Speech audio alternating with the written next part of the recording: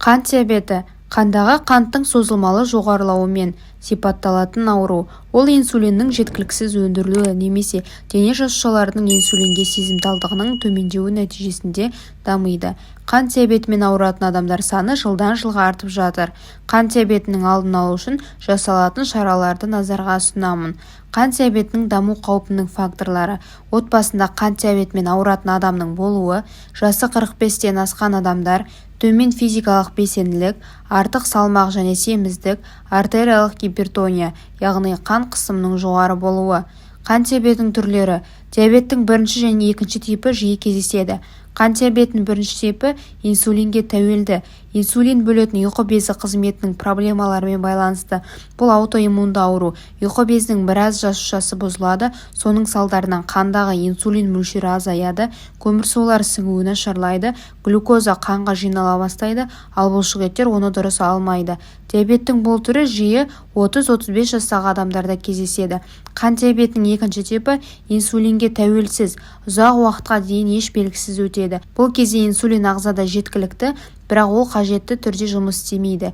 Екінші типті қант диабеті көбіне жасы 35-тен асқан науқастарда пайда болады. Бірінші типті қант диабетінің алдын алу мүмкін емес, алайда кей ұсыныстар аурудың даму қаупін тоқтата алады. Әсіресе қауіп тобында тұрған адамдар оның алдын алу жолдарын сақтау керек. Бірінші типті қант диабетінің алдын алу үшін мына ұсыныстарды орындаңыз. Дұрыс тамақтану, тамаққа қосылатын жасанды қосымшалар мөлшерін бақылаңыз, консервіленген майлы өнімдерді және көмірсуларды азайтыңыз, рацион әртүрлі және үйлесімді болу керек. Сондай-ақ жемістер мен көкөністерді көбірек жеңіз. Инфекциялық және де вирустық аурулардың алдын алу. Себебі олар қант диабеті дамуының бір себебі. Алкогольден және темекіден бас тарту. Екінші типті қант диабетінің алдын алу жолдары.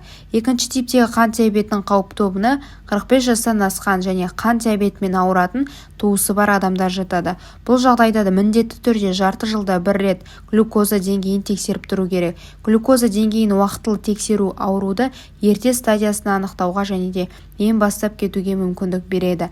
Қант диабеті асқынып кетсе мынандай салдарға әкелуі мүмкін: көрудің нашарлауына, жүрек қан тамырлар жүйесінің зақымдануына, бүйрек жұмысының нашарлауына.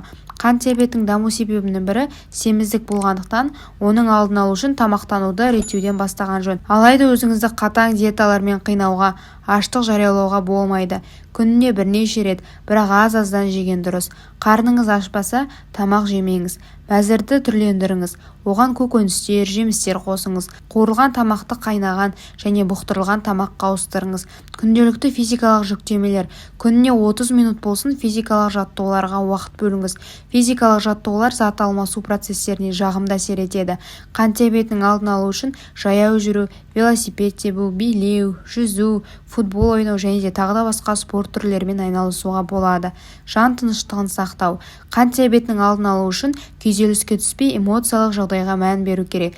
Күйзелістер тікелей қан қысымымен байланысты, оны бақылаңыз. Жоғары артериялық қысым көмірсу алмасу процестерін бұзады. Жүйелі түрде медициналық тексерістерден өтіңіз. Ауырып еміздегенше ауырмайтын жол ізде. Демекші, кез келген аурудың алдын алудың негізгі әдісі уақытылы тексерістен өтіп тұру. Ақпарат ұнаса каналға тіркеліп, лайк басып, комментарий жаза кетіңіз.